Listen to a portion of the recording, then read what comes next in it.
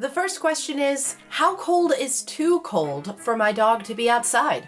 Okay, there's no stock standard really good answer for this question. There's just a huge difference between dogs. Big dogs do much better than little dogs. Long, thick hair coats obviously do better than dogs with really short little hair coats. There's just a lot of variation. The rule of thumb is, if you're cold, your dog is probably freezing. That's it. What else you got? Why didn't you become a real doctor?